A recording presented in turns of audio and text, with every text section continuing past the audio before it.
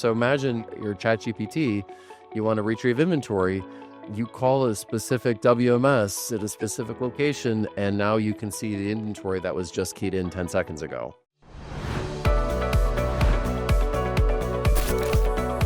Welcome, Logistics Nation. Today we are welcoming back someone our audience already knows because I had an episode just recently with our friend Kelly Goetsch. Kelly is one of those rare people who doesn't just follow where commerce is going, he helps define it. He's been at the center of many major shifts we have seen across the industry, from spending time shaping the Mark Alliance, and for people that don't know Mark, you should definitely look into it, to his work today at Pipe 17.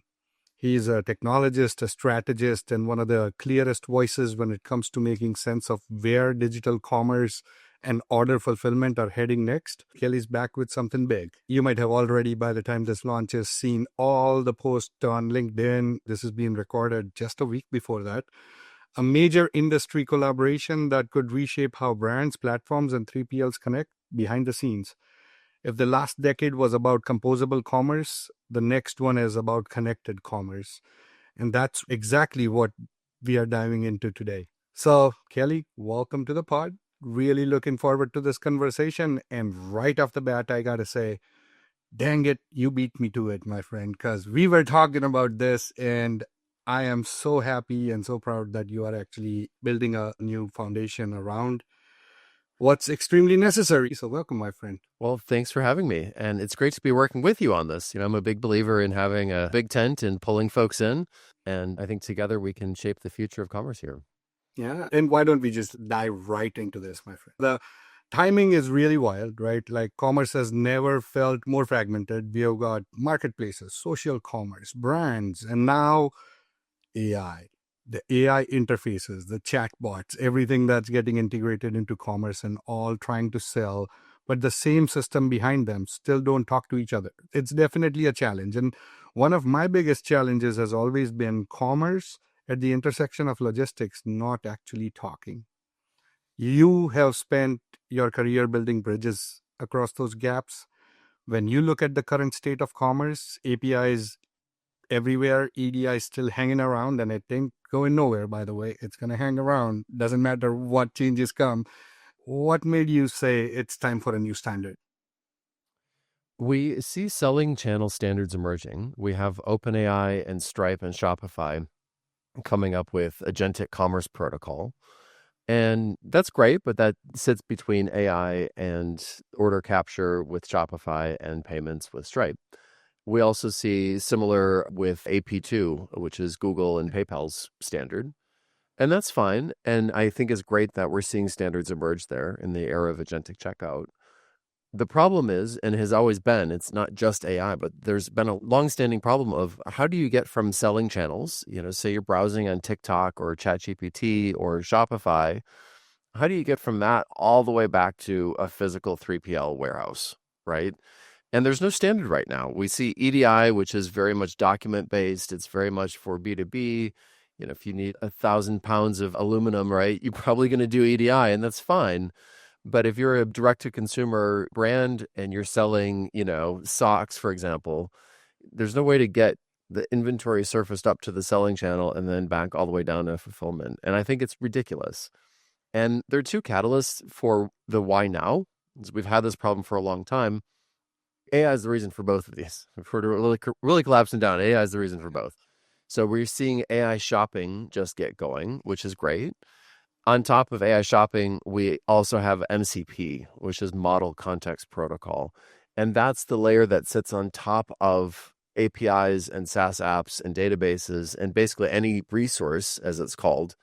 And then it allows you to surface that data and functionality up natively to AI. And that came out in November of 2024. So it's a year old. And very, very quickly, the industry rallied around it. Really, the summer is when everyone, fully supported it. Yep. And that's when we got going with the standard. So we need to go from AI directly back to fulfillment. And now MCP finally makes this possible, where we couldn't have otherwise done this before with REST APIs. Yeah. And I think from a commerce engagement perspective, we are already starting to see that interaction come into play. There is a lot of commerce that's occurring through this agentic format of communication, but it kind of drops off at that point, right?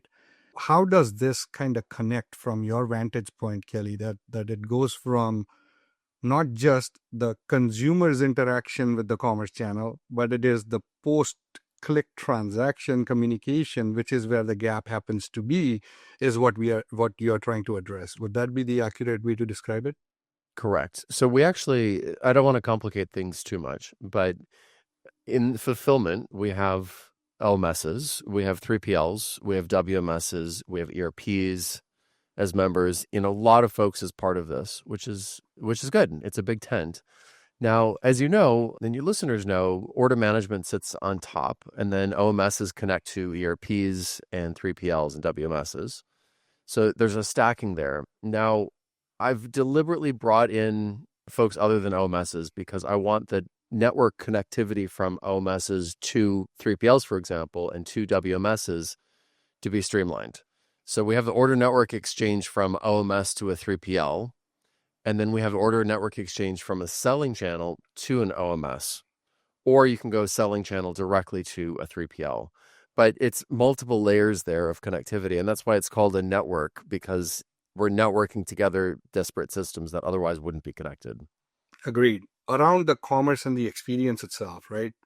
Let's face the fact, like where we are today, we got amazing front ends, right? AI chat, marketplaces, social shopping. But at the back end, it's still running 20-year-old logic, at least 20 years old At logic, least. right? Like, do you see this as a tech problem or a mindset problem? Like, we have had APIs for decades and we have had EDIs literally for generations. There are probably some World War One vets that worked on it as well, right? Like, why can't they keep up with the pace of change, right? Like, why is it that we need something new now? And what's been the challenge? The closer you are to consumers, the faster things change, right? You have apps that come and go very quickly. Digital experiences can be built on the fly with AI, and that attracts folks who want change. And you can change. It's just digital pixels. You can do whatever you want in the front end. And if you go all the way back to a physical warehouse, it take a long, long, long time to build. And the people who are drawn to that are not the TikTok natives who can build an experience in 30 seconds crowd. These people are dealing with concrete and they're dealing with actual physical machinery, right? And that's a whole different world, a different mindset, different everything. And I think that's why so many retailers struggle with technology, because you get a lot of folks coming up through the ranks who are really good at sourcing, for example, or really good on the finance side, but they don't understand the technology at all. And they're not close enough to that change. Right. They're doing annual cycles. They're not doing, weekly cycles, which I understand. But at the same time, like, this is all literally changing by the week. Yeah, completely agree. I can speak to it from my standpoint. We've seen it firsthand, like 70% of enterprise brands still run point-to-point integration that have their own set of challenges. And as we kind of think about this state of evolution, no one really can predict at this point with the pace of change in AI what 5 years from now will look like. No one could have predicted last year when MCP came out, because I was one of the early users of MCP to start utilizing that. And at this point, literally on my computer runs a Docker node that's got at least 30 MCPs that help me on a daily basis, from localized stuff to things that I have in the cloud to pull things together. And the amount of proliferation, so this is bound to grow, but we don't know what the experience from a commerce perspective looks like. We had platforms as the center of the universe, right? Mm-hmm. And I'm not saying that's going away, right? But they were center of the universe, but now buying starts outside the platform, right? It's marketplaces, TikTok, Chat GPT is doing stuff, and they are not buying browsers for austerity, right? Like, there is always commerce behind that and that additional transaction that occurs. And in that pursuit, I think this, changing from platforms to protocols, kind of like making that shift away, right? So if AI becomes the mediation norm, who actually owns the customer relationship, the selling interface, or the fulfillment network behind it? I think that's a discussion to be had over beer sometime, to be honest. But we'll make do with what we have here. Look, I think commerce moves down one layer. And I realize this sounds entirely self-serving. I do. But it's true. Historically, we've had only the brand.com. And as a result, you had commerce platforms there. And that made perfect sense. And commerce platforms will be with us for decades to come. But now we're seeing a huge proliferation of additional selling channels. People are selling on TikTok and Amazon and Walmart, and take your pick. There are 1,000 places you can buy things. ChatGPT is another one, right? With ACP. Generally speaking, folks are losing direct relationships with their consumers because these third-party platforms are mediating that. In that world, when you have 10 different selling channels, that order management layer becomes your only commonality across all of them. That becomes the hub that everything has to go through at that point. So I think it's OMS becomes the new, whatever you want to call that, hub. I don't think we have a word for it yet. I think we're still pretty early.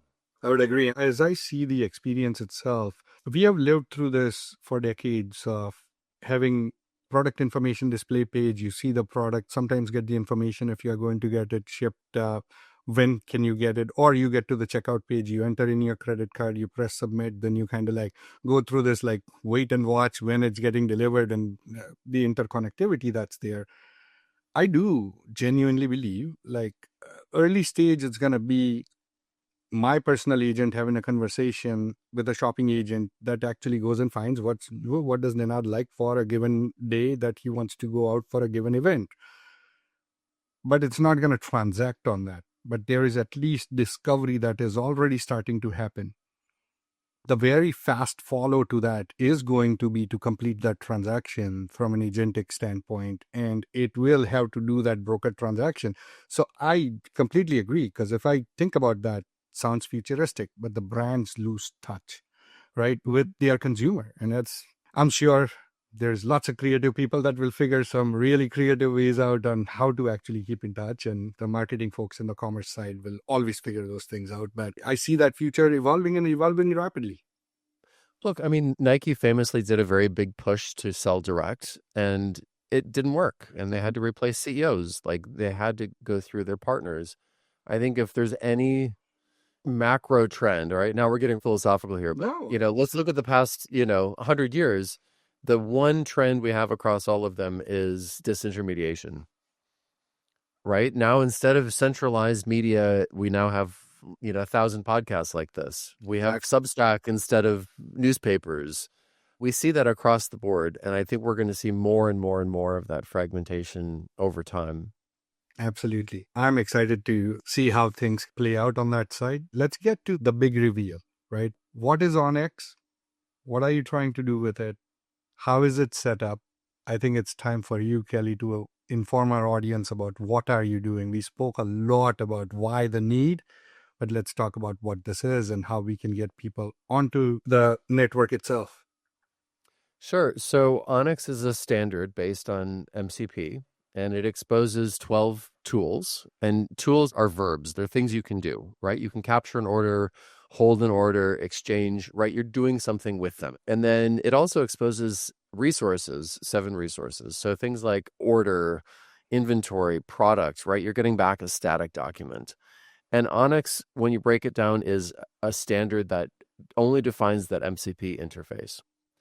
And then at the time of recording, on November 6th, we have 52 signed corporate members, including Manhattan and Sterling, Lajiwa, Shapiro, Manhattan on the WMS side. On the 3PL side, we have Radial, Ryder, Siva Logistics. We've got commerce platforms. We've got ERPs. We've got a broad assortment. And together, we did some rough math on it. We're at more than $1 trillion in GMV transacted across those who have signed up to back the standard. So the standard is standardizing that interface on top of these back office and fulfillment systems. And then again, the goal is selling channels can then very quickly and easily communicate in real time with any layer of the system. So they can communicate with OMSs.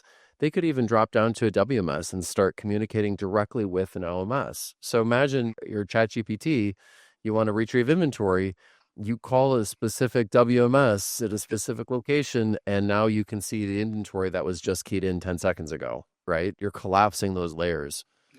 So think of this as ACP or AP2, but one layer down between selling channels and fulfillment channels, and then within the fulfillment channels as well. Yeah. And I think the nomenclature is now kind of shifting towards more tool calls. Like once you enable, what are the tool calls that you can actually end up making from an AI perspective? Would it be correct to say it's more aligned with, if you were to think about the REST protocol, which is what actually operates the API standards pretty much. And again, there are others, but from a REST standpoint, there's already like everyone understands it. Well, get means I'm going to go get something. And post means I'm going to create something, and a put means I'm going to update something, and a patch means I'm going to fix something up. It's a similar model, but to get down to, if a question is being asked, then the tool that needs to be used is, as an example, capture order, create shipment. And that's what the AI understands. So it's not going all over the place trying to figure things out. It's going, well, this is what I need to do. Let me know that the standards by which I can make a call to someone is going to be through that particular verb, as you described it. And then I get a result back from it, right? Like it's as simple as that. So it's like narrowing in focus, get the data that you're looking for. And we literally couldn't do this with REST because you would have to have such a detailed format specification. And by the time you do that, it's just too onerous to implement as a vendor. It's too onerous to call. MCP says, okay, let's just define a common interface. And then each vendor implements it however they want. Yep. Right. We literally don't care. And, some of these tool calls mean different things to different vendors, and that's fine. Yeah. And then the selling channels, you just point it at an MCP server and say, here you go.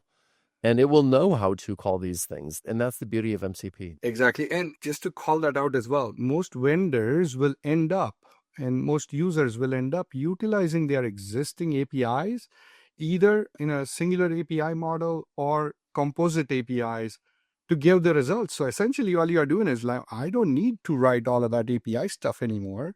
I could just make this call to this vendor and be able to get and retrieve the information that I'm looking for, or put information into their system. And I think it's going to evolve. To get information first is going to be the standard, because there is always information security and quality and this, that, other thing that's going to come in play. But very rapidly, it's going to be like creating information, right? That's going to be that secondary move that happens. And look, we don't claim to have the answers to everything at this point. This is all very early. What we do have, though, is a foundation around the specification. It's the Commerce Operations Foundation. And that foundation is built to oversee the standard, drive the standard. It owns the intellectual property, right? Proper oversight. But, the benefit of that is we as a community get together and evolve and change as technology changes. And that's great, right? We now have the infrastructure to do that, where, again, it blows my mind that we haven't had something like this. And I get it, right? It's lack of APIs are uniquely bad at this type of thing. And now with agentic commerce rising, and now with MCP rising and everything else, now is absolutely the perfect time for us to get together and fix it as an industry, rather than all of us trying to do this one-off at a time. I wholeheartedly agree. The amount of times I think about it, because it's bread and butter for both of us, for our day jobs of what we do, is just because, let's just take the example of an order. Literally every single company, the definition of the order is the same. There is an item, there is a detail of it, there is the units that you require, and it's these 10, 15, 20 objects that are kind of the key.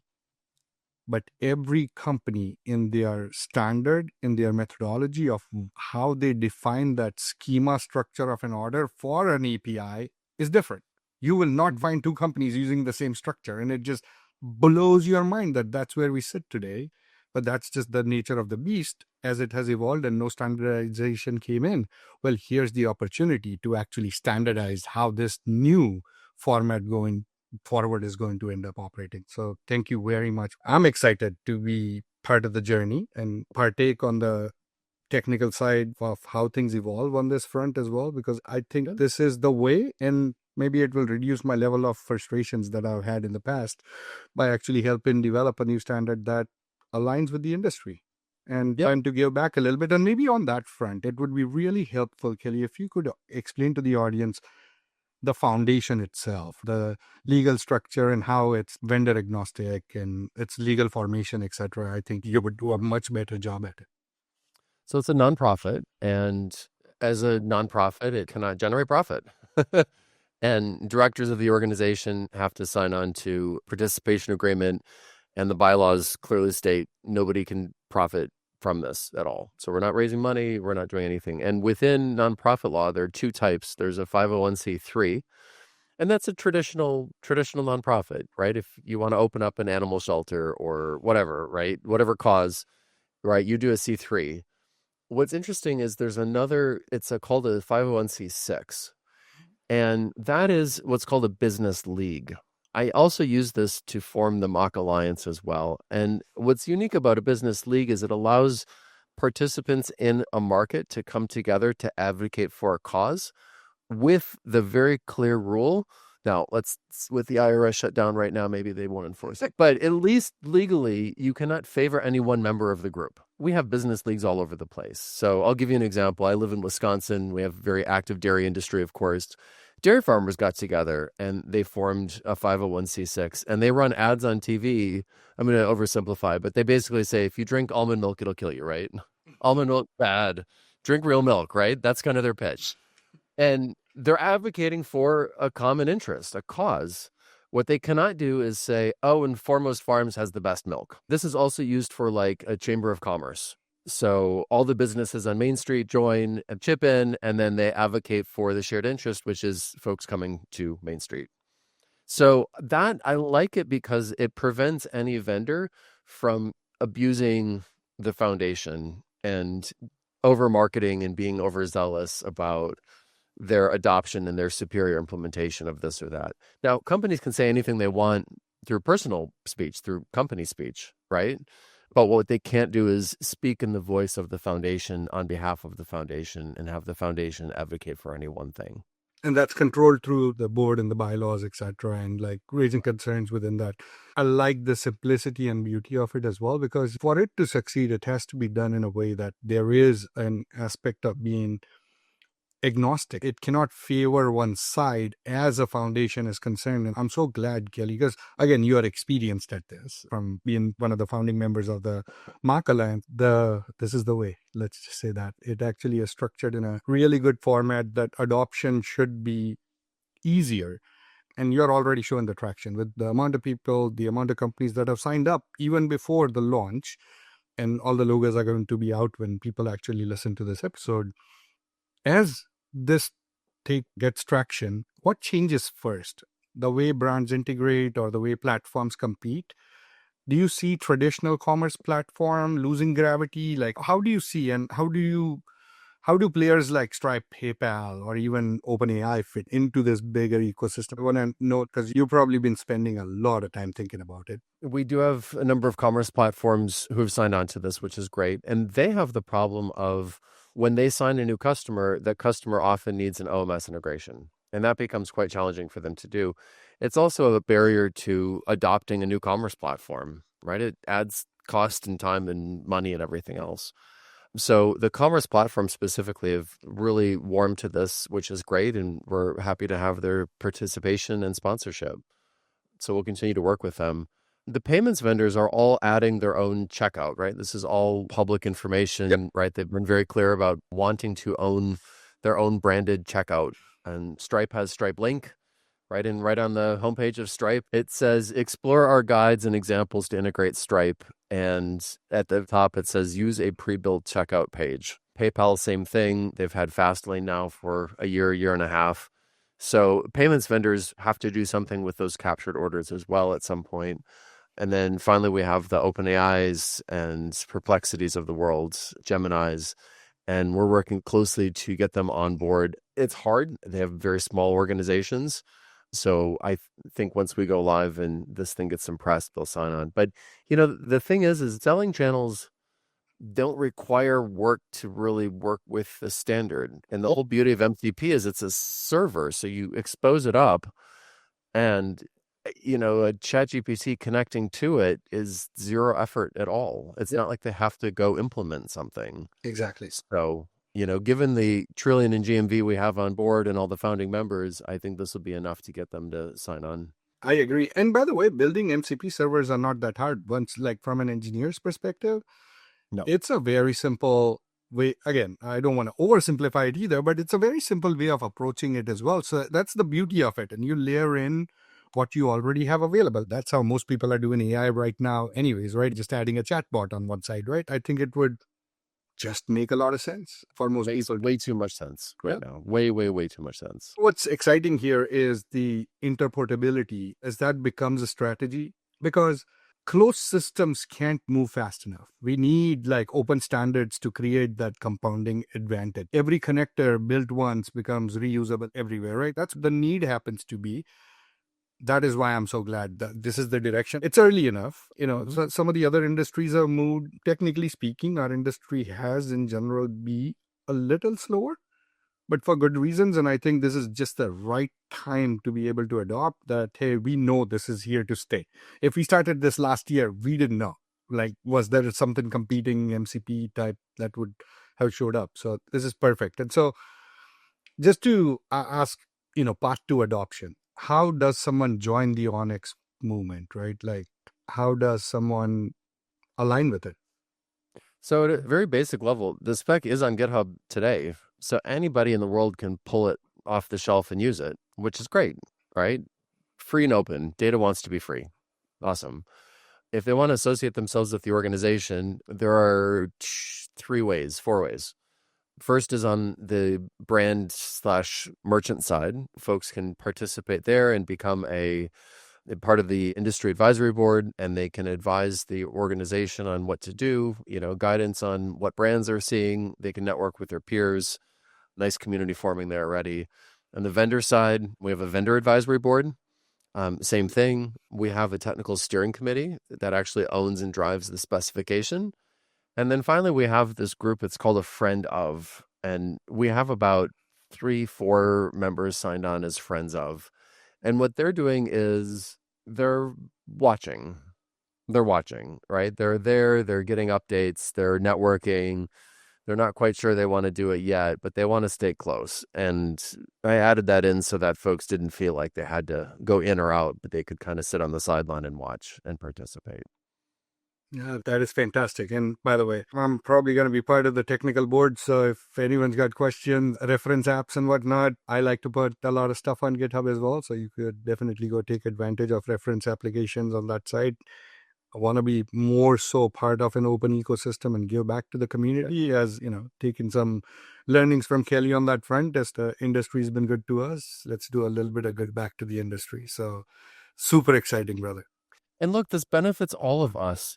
I'm sure in the 70s, there was a bunch of guys sitting at a bank smoking cigarettes saying, hey, this is stupid. Why are we doing point-to-point integrations with the Bank of Omaha? Why don't we create a standard, right? And it's how we got Swift and ACH at some point, is like, let's avoid all this, point-to-point to point-to-point stuff. Yeah. And just do it once centrally as a network. I agree.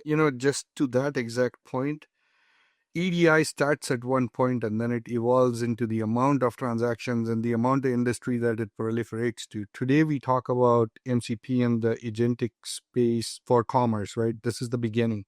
I clearly see this, right? And again, it's going to be adoption and how things evolve. There is going to be transactions. You gave an example of someone buying steel in bulk. Well, that could also happen there. Procurement exercises could happen there, right? Like, how are these supply chain and logistics systems talking and understanding each other? There is an opportunity, because at the end of the day, an order is an order. The only difference is what that order looks like when it comes to an e-commerce order versus a purchase order for a large, purchase being made. The standard definitely assists on that front. Right, like even today, like EDI, what is it, 940? I would execute a 940 for e-commerce order or for a purchase order for steel in kilos, right? Yeah, for sure. Yeah, absolutely. This is fantastic. The whole conversation reframes how we think about this, not just fulfillment and logistics, but as the backbone of connected commerce. Super excited. Glad to have you here. Would love for you to share with the group. How can they be part of Onyx? How can they reach out? What's the website? How can they reach out to you? So commerceopsfoundation.org is the website. The Commerce Ops Foundation also has a LinkedIn page, so you can follow and participate there. And then GitHub, of course, Commerce Ops Foundation. So check that out. love contribution there. And then finally, reach out to me directly. So you can find me on LinkedIn. Probably the best to find me on LinkedIn. But I am there, and feel free to drop me a message.